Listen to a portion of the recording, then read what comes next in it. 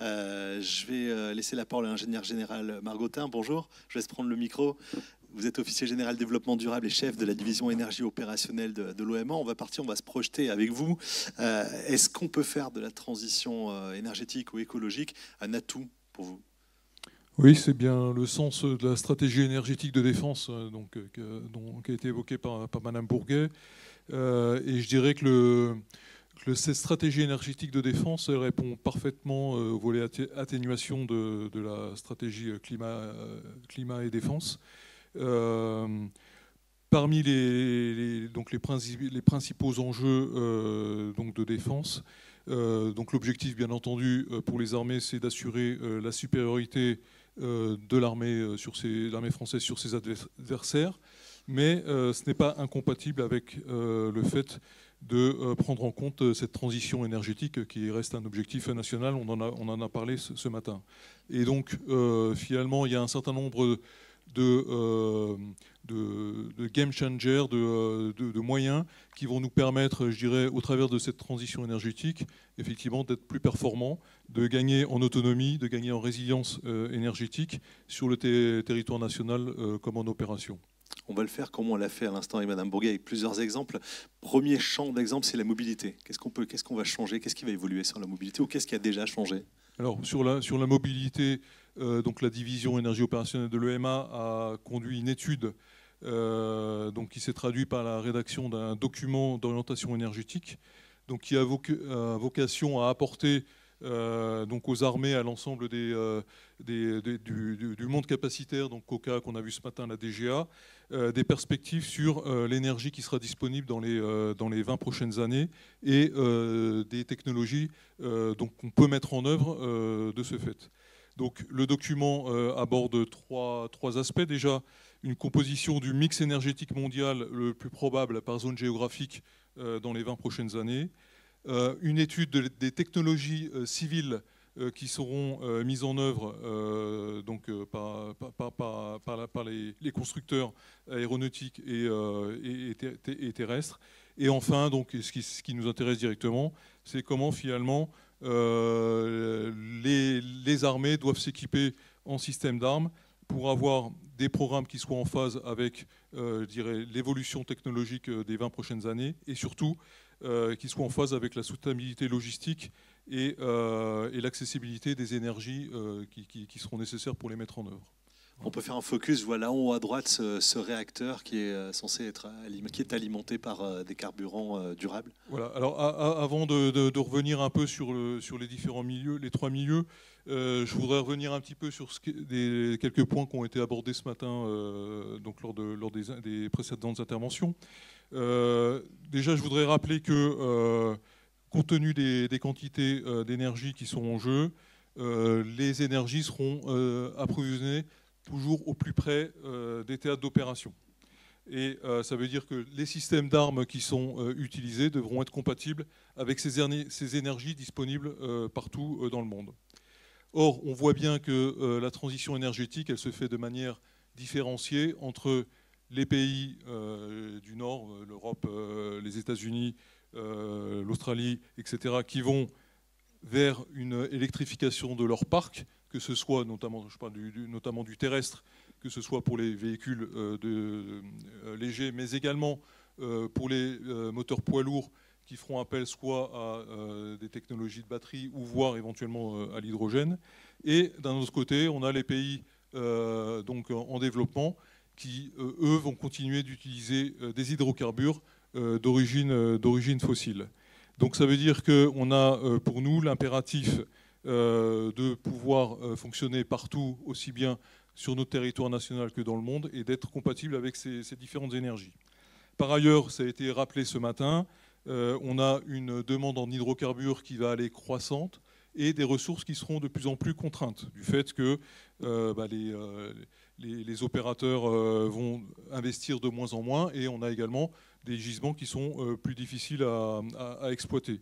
Donc ça veut dire qu'il va y avoir clairement une tension sur la ressource énergétique. Donc ça, c'est quelque chose qu'il faudra bien prendre en compte, et ça veut dire que finalement, ce qu'on a vécu jusqu'à maintenant, où il y a eu une abondance énergétique, pour les armées également, hein, partout dans le monde, et ben, dans les prochaines années, ça va être un peu plus compliqué.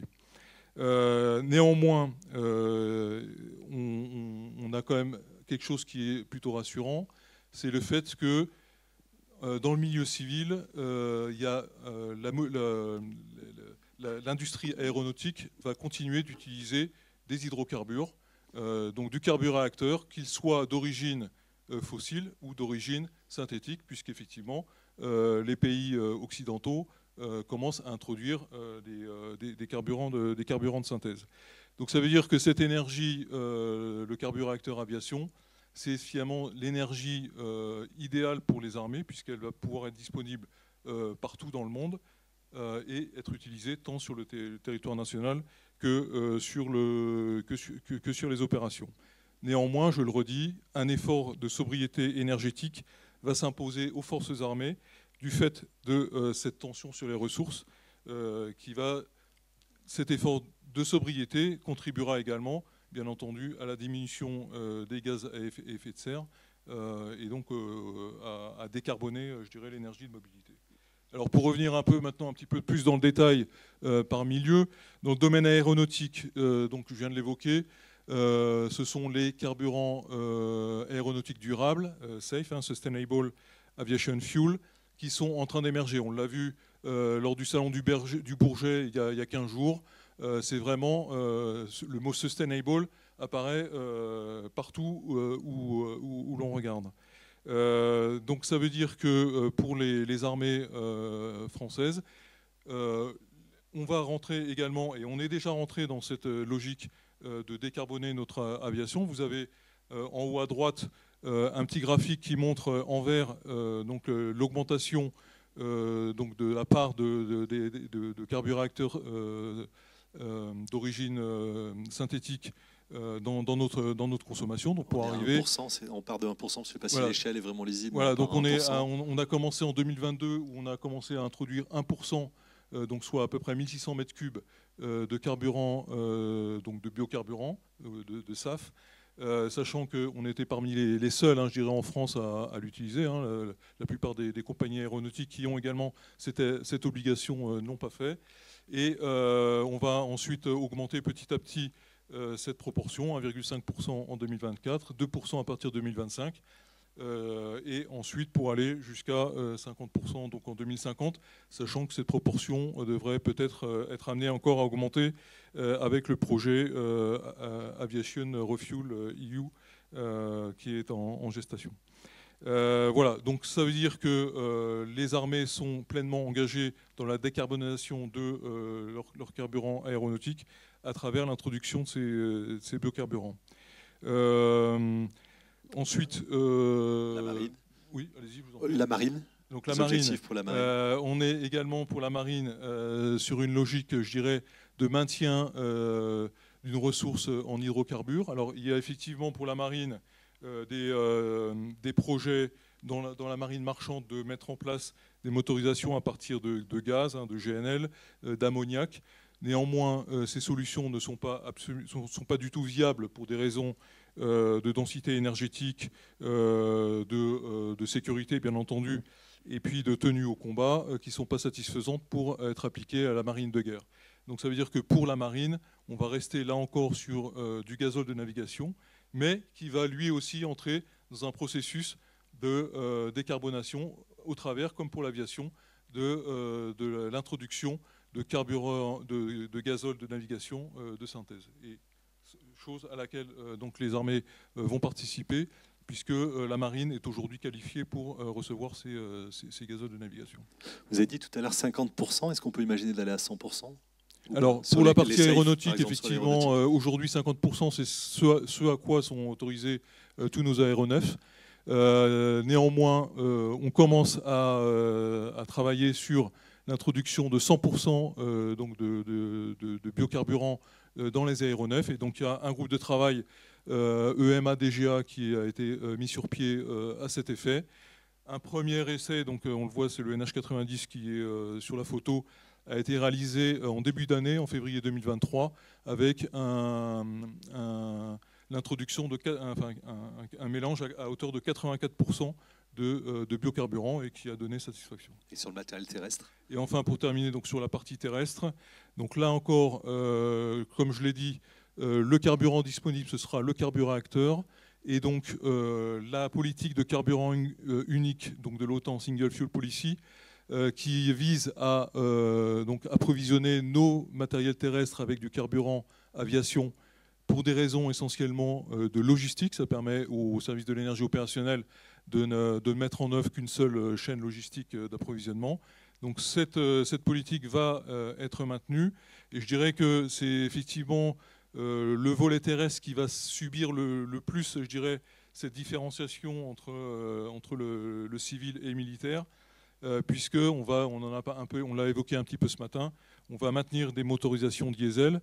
Et donc ça veut dire que la production de gazole en Europe et en métropole va peu à peu diminuer, même si ça ne va pas être dans les 10 prochaines années, hein, ça va s'étendre sur une vingtaine d'années. Mais néanmoins, c'est un carburant qui sera de moins en moins disponible.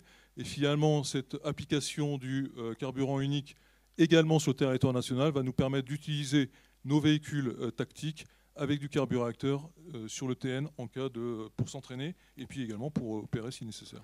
On a parlé tout à l'heure d'électrification de la flotte globalement ou d'hybridation plutôt? Oui, tout à fait. Alors donc c'est un domaine qui a été exploré dans le volet terrestre. Donc là vous avez en photo un Griffon et sachant que donc la DGA travaille aujourd'hui sur un prototype de Griffon hybride à l'horizon 2025. Donc je dirais que l'hybridation de nos véhicules, pour le coup, apporte également un atout opérationnel, puisque c'est un moteur supplémentaire qui permet la furtivité, qui permet un accroissement de puissance si nécessaire, et qui donne également, je dirais, une motorisation de secours pour les véhicules en cas de panne, et puis également qui a un vrai intérêt lorsqu'on est en stationnaire pour pouvoir approvisionner tous les équipements de plus en plus énergivores qui sont nécessaires aux militaires de l'armée de terre. Mais pour l'instant, l'électricité 100% électrique? Alors c'est pas d'actualité, puisque sur le champ de bataille, on a besoin d'apporter de l'énergie de manière instantanée partout. Et donc là, pour l'instant, je dirais le rechargement de batterie en 10 minutes, on ne sait pas faire. Donc pour l'instant, on reste sur cette motorisation thermique et hybride. À noter que la marine, et c'est donc la photo que vous voyez ici, avec un chaland multimission, étudie également, commence à mettre en place également des motorisations hybrides, notamment pour tous les navires qui sont dans les ports, ce qui est appelé la poussière navale. Alors évidemment, le 100% électrique existe hein, sur les bases, sur les emprises, et il est utilisé dans ce cadre-là simplement. Mais là, on était vraiment sur la projection et l'opérationnel. Les camps, on va parler maintenant vous êtes en stationnement. Les camps, comment on décarbone les camps aujourd'hui? Voilà. Alors donc les camps, c'est un très bon moyen de décarboner notre énergie, même si les consommations sont bien entendu bien inférieures à celles des aéronefs. Et donc vous avez ici donc, le concept EcoCamp qui a été évoqué que ce matin. Donc c'est un projet qui est conduit par le service de l'infrastructure de la défense et l'état-major des armées. L'objectif, c'est de trouver des solutions innovantes pour être beaucoup plus autonome dans nos camps.